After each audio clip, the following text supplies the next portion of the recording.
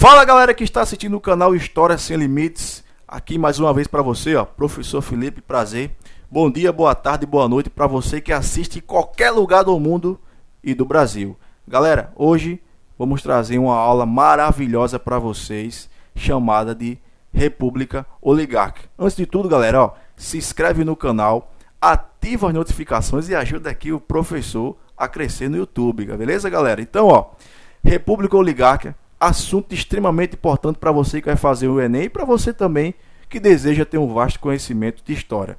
Galera, antes de tudo, vamos fazer um rápido contexto histórico desse momento. Galera, a partir de 1889, nós teremos no Brasil o quê? A proclamação da República, galera, em 15 de novembro de 1889, por isso que é feriado em 15 de novembro, beleza, galera? Então, nesse momento, pessoal, quem vai assumir o poder no Brasil vai ser o Marechal Deodoro da Fonseca e o seu vice Floriano Peixoto. Eles irão governar de 1889 a 1894. Pessoal, esse momento é chamado de República das Espadas. Nós não iremos estudar esse momento, iremos estudar a segunda parte da República Velha, que é justamente a República Oligárquica, que vai de 1894 a 1930. O que é que você precisa saber desse momento, pessoal? Vamos lá, vamos dar uma olhadinha no slide. Primeiro, a República Oligárquica ela vai de 1894 a 1930 e se caracteriza pela alternância no poder entre as oligarquias dos estados de Minas Gerais e de São Paulo. Volta aqui para mim.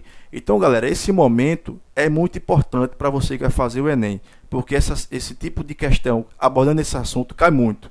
Então, quando falar de República Oligárquica, você lembra de quê? São Paulo e Minas Gerais. Por quê? Nesse momento, teremos uma alternância do poder entre esses dois estados. A gente vai ver mais na frente a política do café com leite e você vai compreender. Beleza, galera? Agora você deve estar se perguntando, professor, o que significa oligarquia? Nada mais é do que o seguinte, pessoal. Oligarquia significa governo de poucos. Oligo significa povo e arquia poder. Então, quem são esses poucos, pessoal? Serão justamente, pessoal, as forças políticas de São Paulo e de Minas Gerais. Não só políticas, mas econômicas também. Aqueles grandes fazendeiros, cafeicultores, pessoal. Lembra disso? Café. Coloca o café na cabeça que cai muito na prova. Então, a economia era baseada nesse momento, pessoal, totalmente em café. Ok? Tranquilo? Vamos voltar para o slide. Então, os presidentes desta época foram eleitos, na maioria das vezes, pelo Partido Republicano Paulista e o Partido Republicano Mineiro. O primeiro presidente civil do Brasil será Prudente de Moraes. Volta para mim. Galera, isso é extremamente importante. A maioria dos presidentes, a partir de 1894, eles pertenciam ao Partido Republicano Paulista ou Partido Republicano Mineiro. Nesse momento, pessoal, a partir de 1894, teremos o primeiro presidente civil do Brasil, chamado de Prudente de Moraes. Esse cara, pessoal, ele era o quê? Um grande cafeicultor, um grande fazendeiro que pertencia a essas oligarquias que eu acabei de explicar. No caso, ele pertencia à oligarquia de São Paulo. Beleza, galera? Vamos voltar para o slide. Então, quais são as principais características que iremos analisar na aula de hoje? Primeiro, política do café com leite, política dos governadores, coronelismo e voto de cabresto. Do outro lado, você pode observar no slide, pessoal, o seguinte, o período da República Oligárquica se encerra quando Getúlio Vargas, candidato derrotado nas eleições de 1930, impede a posse de Júlio Prestes. Volta aqui para mim.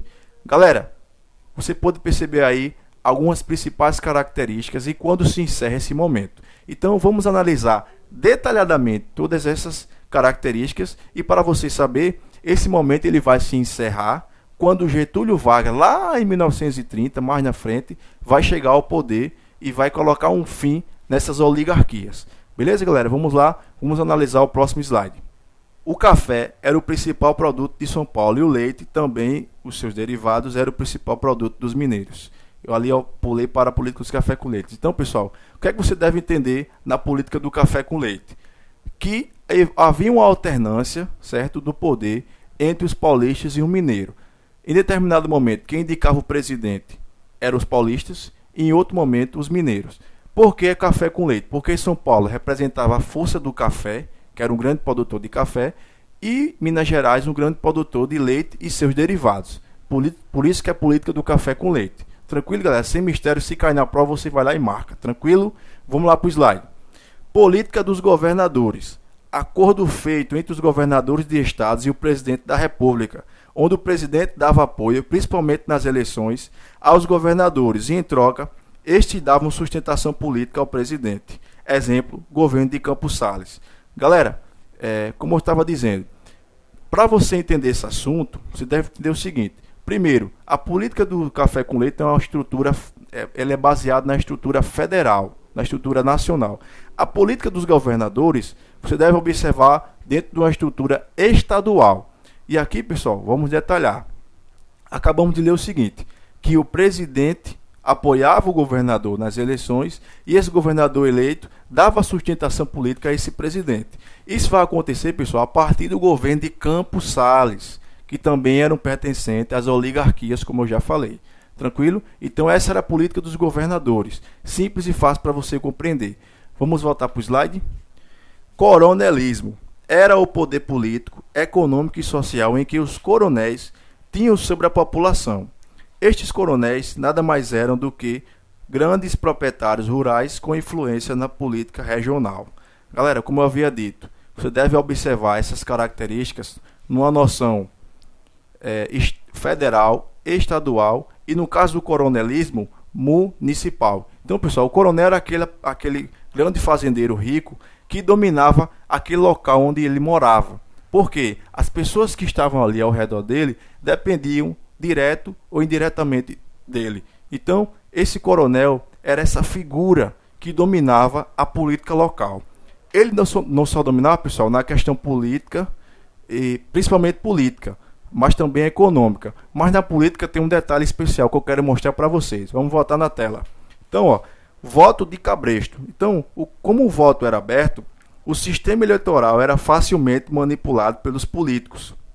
O voto de cabresto era o sistema em que o coronel, com o uso da violência ou pressão de todos os tipos, fazia com que seus funcionários votassem nos candidatos indicados por ele.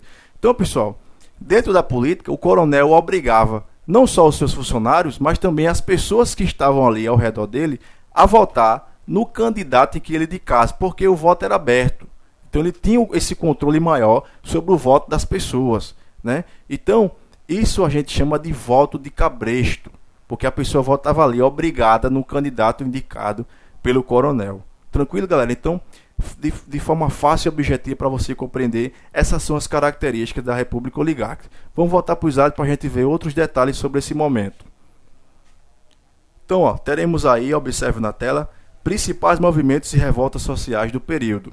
Os movimentos ocorridos neste período foram reflexo da insatisfação com o controle político e também com os problemas sociais advindos da concentração de renda, pobreza e miséria. Então, pessoal, nesse momento irá ocorrer algumas revoltas que movimentaram o país. A primeira delas, Guerra de Canudos, que vai de 1896 a 1897. Na sequência, Revolta da Chibata, Guerra do Contestado, Revolta da Vacina, assunto muito bom, é muito importante, pessoal. Todos os outros aí, também a Revolta da Vacina ali no governo de Rodrigues Alves e a Coluna Prestes. Certo, galera? Então eu coloquei isso para você ter uma noção do que aconteceu nesse momento, como é que estava o país. Na sequência do slide, pessoal, teremos o quê? Ó? Uma questãozinha. Vamos resolver uma questãozinha do Enem. Então, ó, acompanhe na tela. Completamente analfabeto ou quase sem assistência médica, não lendo jornais nem revistas, nas quais se limitava a ver as figuras. O trabalhador rural, a não ser em casos esporádicos, tem o patrão na conta de benfeitor. No plano político, ele luta com o coronel e pelo coronel. Aí estão os votos de cabresto, que resultam em grande parte da nossa organização econômica e rural.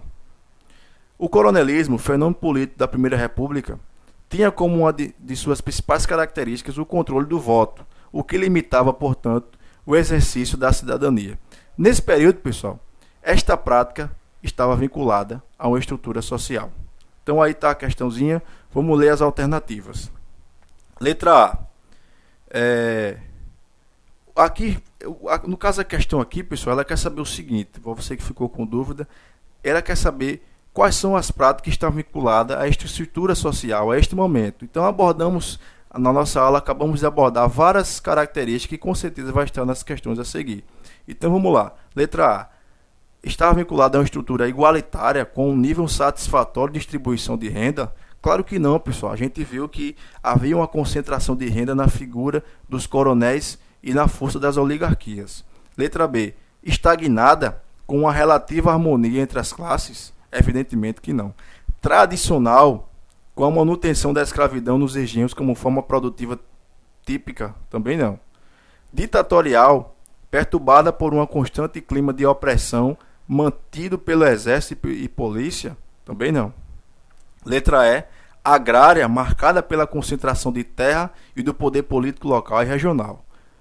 É justamente essa, pessoal. Questão letra E é a correta, porque ela está tratando ali da estrutura agrária, das terras, pessoal. Quando falar agrária, você que não tem muita habilidade com a história, quando falar agrária, está falando de terra, marcada pelo quê? Pela concentração de terra e do poder político local e regional.